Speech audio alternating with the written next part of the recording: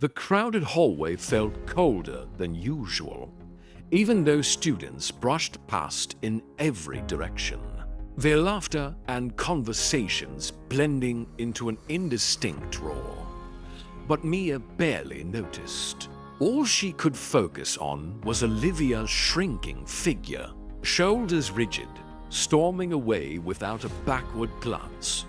Moments earlier, they'd stood face to face best friends until everything changed with just a few words. "Can't you help me? You always do," Olivia had pleaded, a hint of impatience threading her voice. Mia, exhausted from weeks of carrying other people's burdens, finally paused to consider her own needs. For once, she hesitated. "I really need tonight to work on my own project," she replied softly. That sliver of self-prioritization twisted instantly into accusation. "Seriously, after everything?" "Wow, thanks a lot," Olivia snapped, her disappointment morphing into disdain. Mia watched, powerless, as Olivia turned and left, their friendship evaporating with each step. Surrounded by noise and activity, Mia felt utterly alone. The weight of guilt pressed on her chest, followed swiftly by confusion and anger. Was wanting time for herself really so wrong? Why did kindness always seem to end this way too often? We believe that being endlessly available will keep us loved and appreciated. But sometimes, the very people we try to help are the ones who walk away when we need them most. If you've ever felt this pain or wondered if your kindness could actually be costing you more than you realize, keep listening. Mia's story could be yours. Mia was the friend everyone turned to. Need help with homework? She'd explain every step. Stuck without lunch money? She'd quietly slip you a few dollars. Too anxious to talk to a teacher? Mia would volunteer to go with you. No questions asked. She wore her reputation like a badge, dependable, generous, always ready to put someone else's needs ahead of her own. Teachers praised her in front of the class. Classmates smiled brighter when she arrived. And even strangers seemed to sense her willingness to help. But behind Mia's ready smile and endless patience, there was something most people overlooked. Each yes cost her a little sleep lost here, a missed meal there, hours given away that she never got back. She'd try to hide her fatigue, waving off concern with practiced ease. "I'm fine, just a bit tired," she'd say. Internally, though, her energy was running on empty. On the outside, Mia's kindness shone like a beacon, but inside, weariness was quietly settling in. There were days she wondered if anyone saw the difference, or if anyone even thought to ask how she was feeling. And yet, as the go-to helper, she feared what would happen if she didn't live up to the expectations her own and everyone else's. It started out simple, a homework assignment she'd finished early, so she offered her notes to a classmate who was struggling. The grateful thank you made Mia feel good, appreciated, important. Soon, the requests trickled in steadily. Homework help, project partners, a shoulder to cry on during a rough breakup, a stand-in for group presentations. Mia rarely hesitated.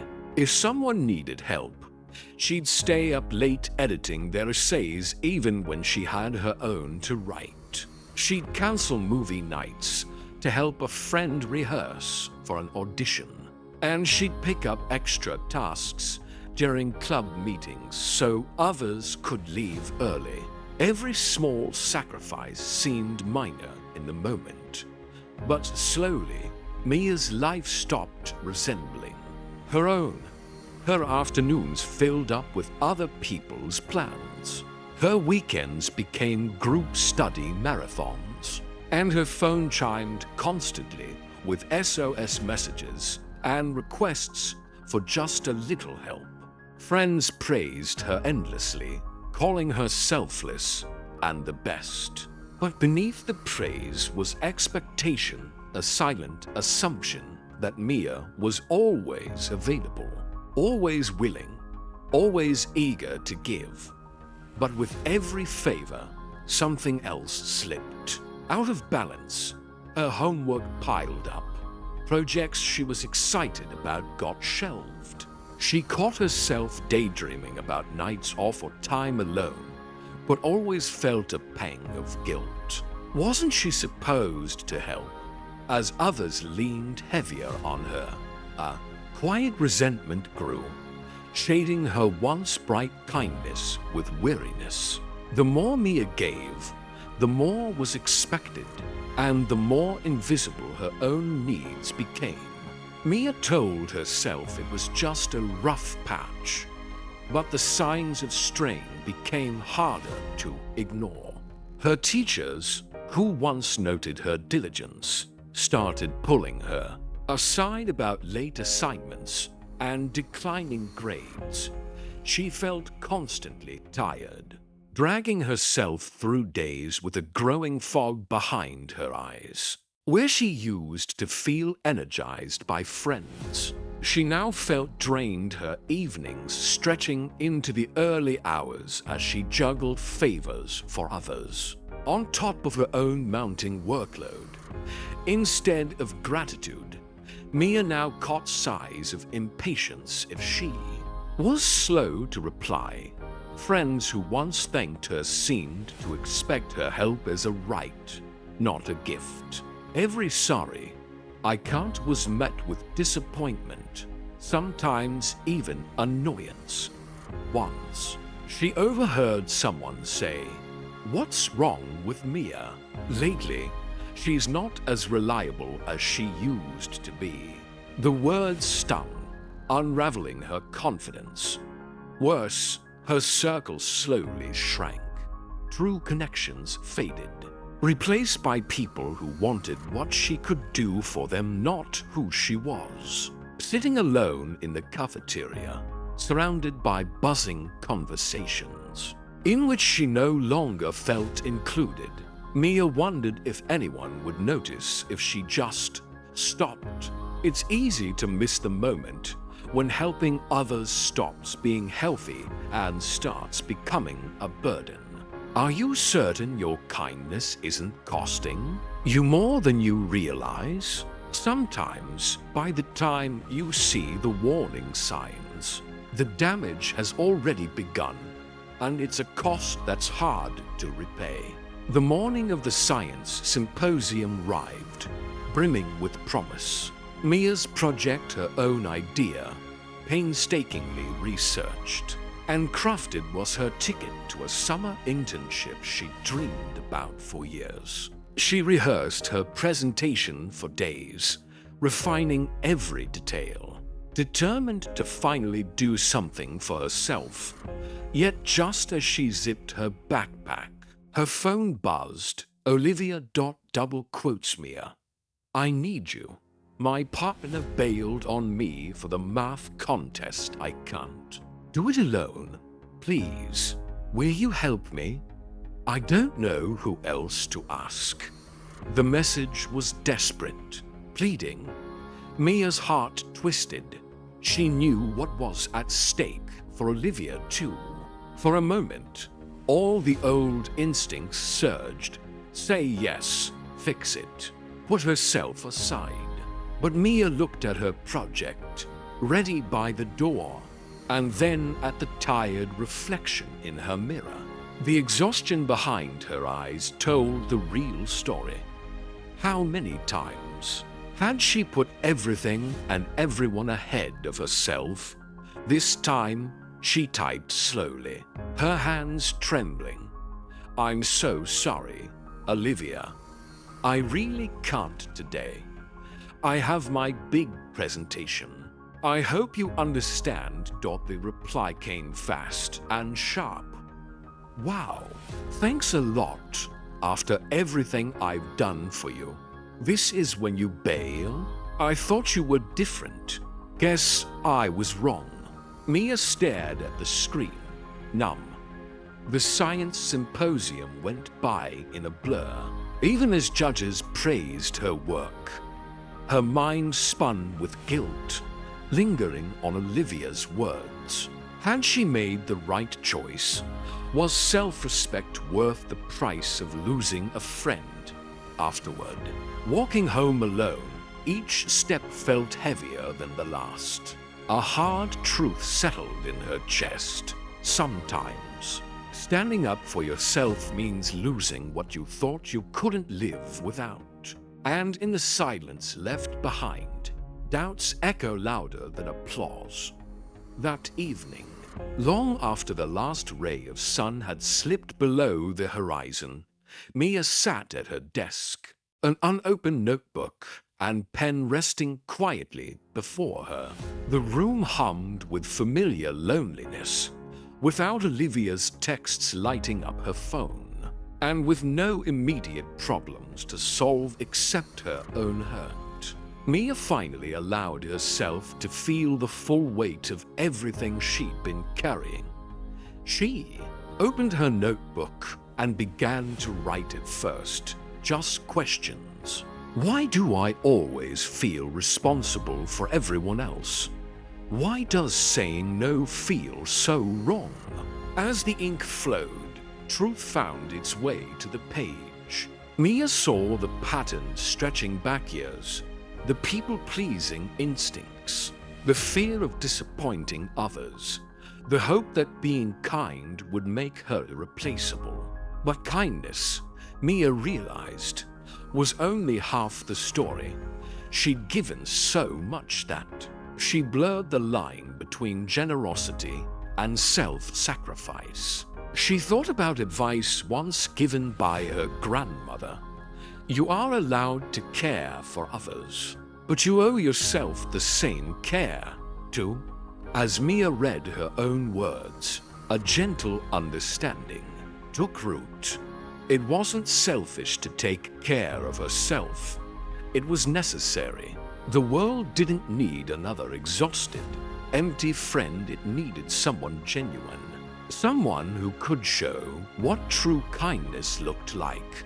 Giving, yes, but also standing tall for her own worth. The realization hurt, but as she closed the journal, Mia felt a flicker of hope.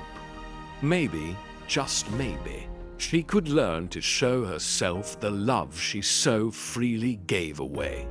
Change didn't happen overnight. In the weeks that followed, Mia found herself hesitating before agreeing to every request. She practiced small, quiet acts of self-respect, finishing her own assignments before helping others, turning off her phone during study sessions, and carving out evenings just for herself. At first, saying no still brought a knot of anxiety, but each time she did, she felt a little lighter, like she was finally giving herself permission to exist outside others' expectations. Mia also learned to be honest about her limits. She'd tell friends, I want to help, but I really need to rest, or I can't take this on right now. Some people drifted away, and that hurt. But a surprising thing happened too. True friends began to draw closer, respecting her choices and even admiring her strength.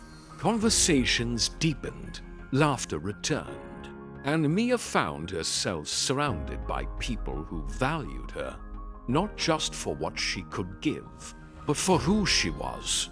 Improved sleep, more focused work, and moments of real joy replaced the exhaustion that once defined her days.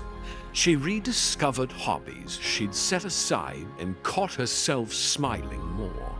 Slowly, Mia rebuilt her confidence, no longer afraid that self-care meant selfishness. She saw that kindness and boundaries could coexist. Each small step she took towards self-respect made the world feel a little bigger, brighter.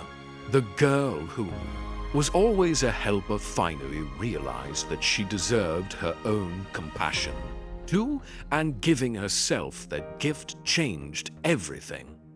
Mia's kindness became something stronger, rooted not in obligation, but in choice. She still lent a helping hand and listened when friends needed support. But she now checked in with herself first. Do I have the time? Am I okay with this? These questions guided her, making her acts of generosity feel genuine instead of draining. There was no more resentment hiding under her smiles, only real warmth. A subtle shift happened in her relationships, too. The friends who remained began offering to help Mia in return, asking about her day and respecting her boundaries. When she said yes to helping, they thanked her sincerely. When she said no, they understood. New friendships blossomed, built on mutual respect and honesty. No one took her for granted, and Mia no longer feared losing herself to others' needs. Kindness became her strength, not her weakness. She learned that honoring her limits didn't make her less caring, it made her more authentic. Mia could be there for others while also being there for herself, and in doing so, her own happiness grew. By sharing this new, balanced kindness, she inspired those around her to do the same, proving that real compassion starts from within, then spreads outward, touching more lives than she ever imagined. Mia's journey wasn't just about learning to say no, it was about discovering what genuine kindness truly means. True kindness lifts everyone, including yourself. It's not about running yourself ragged to earn love or approval, but about showing up honestly, with your cup full, able to give without resentment or regret. Healthy boundaries aren't walls that separate you from others. They're bridges that allow real connection, respect, and joy to travel both ways. So ask yourself, are you caring for others at the cost of your own well-being? Do you say yes out of fear or from a place of true generosity? What would change if, just once, you checked in with yourself before agreeing to take on more? Respecting yourself isn't selfish. It's the foundation for everything good you have to offer. The people who value you won't disappear when you set limits. In fact, the right ones will admire you even more. Mia's story shows that self-respect and compassion go hand in hand, one fuels the other. You deserve to be one of the people you treat with care. When you make your kindness sustainable, you don't just save yourself from burnout. You give those around you permission to do the same. That's a ripple effect worth starting. Most people never realize they're losing themselves in kindness until it's too late, will you? Take a moment right now to think about your own boundaries. Is there an area of your life where you're giving too much and receiving too little? The hardest step is often the first, choosing to value your own needs as much as you value the needs of others. Start small. Say no when you need to. Carve out just 1 hour for yourself. Or simply pause before agreeing the next time someone asks for a favor. Your journey to self-respect could inspire someone else to find theirs. Share your thoughts, your struggles, or even a victory in the comments below. What have you learned about balancing kindness and self-care? Remember, you're not alone. Your story might be exactly what someone else needs to hear today. Let this be the moment you finally put yourself first.